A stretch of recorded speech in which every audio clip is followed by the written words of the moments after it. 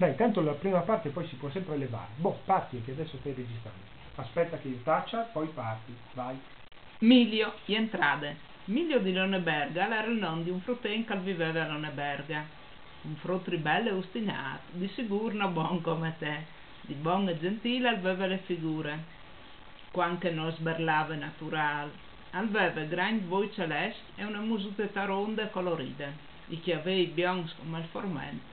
All'era così dolce e biel che al samevano ogni lot, ma l'era miglior non farsi illusioni. Al beve cincais e all'era forte come un torello. Al viveva te colonie di Catullo, dal paesotto di Loneberga, ste regioni, non puoi farmi queste cose, dai. Spegni tutto. Dai. Una volta suo pare, sì, all'è incitata e comprò le barrette, una barretta qualsiasi, con le parpar gialle e le visiere blu. A Milio che barrette gli piaceva tanto, che de sera, quando era il momento di là a dormire, al di sé, o voi le mie barrette.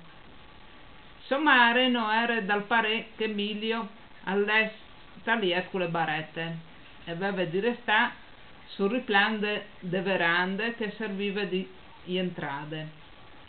Ma i berlis dal frott si sentivano in tutto il paese, o voi le mie barrette. Milio al dormì con le barrette sul chiaff per 3 settimane.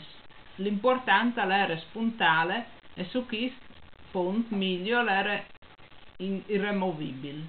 Non le vares mai date vinciute a somare. Un'altra volta a Nadal le mamme e tentò di fare mangiare des verduris, no, des ueinis bulitis, perché le verduris si fanno bene alla salute, ma Milio disse di no. Non tu voleras mai mangiare des verduris? Gli domandò somare. Veris verduris se, al disse Milio. Dit chist, all'è assintasse cuccio da ur dall'arbol di Nadal e scominciò a roseare gli sguselli dal pezzo. Si stufò di bocca perché espongevano le bocce. Milio era così osteato che voleva comandare bacchette, mari, pari, tutte le colonie e parzenò il paesotto intero.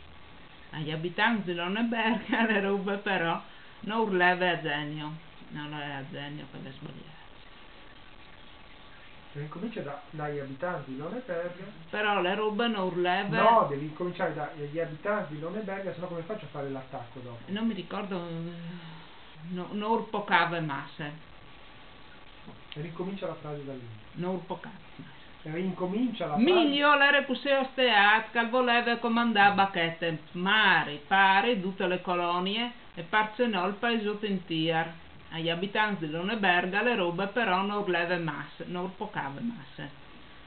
Peccato che i Svensson di Catullo vidino un fe così pestifare disevin, al diventerà un po' di buon. Così disevin i paesans, se avessero immaginato il futuro di Milio, se avessero provveduto che di grande aveva di diventare sindic, non avessero chiacchierato in che maniera. Tu sai la corno, tu sai ben se è un sindic, ma ti garantisco io che è una chiarie altissime. E chi sta sarebbe diventato Milio più in là. Come però limitin si contasse che i toccò a Milio di piccolo, quando al viveva te colonie di Catullo, dal paese di Loneberga, per regione dal Maland, col pare che si chiamava Tony Svensson, le mamme che si chiamavano Alma Svensson e le sur più piccole Ide. Te colonie e viveva anche un famei di non Fredo e una massarie di non Line, perché ai tempi d'infanzia di Milio esistevano massaries e fameis, a Loneberga e pardot.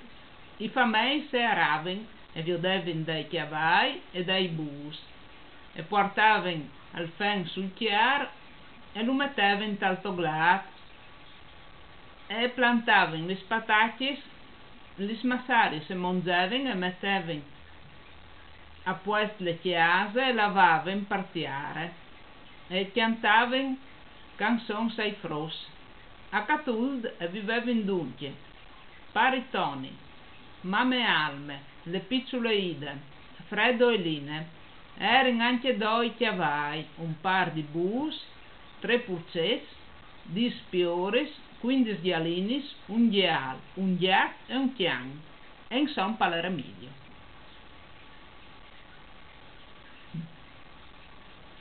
Catuld era una piccola ridente colonia, con una chiesa pitturata di ros, parasore di una collina fra Miluzzars e Cisis di Lilà.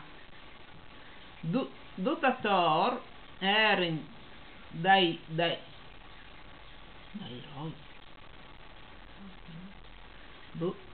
e chiams e pras dai roi e chiams e pras si stendevano fino a un lac e a un bosco immenso.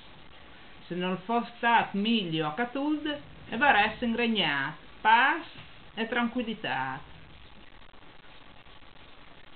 Le si inventa tutti che salvate, e diceva Line.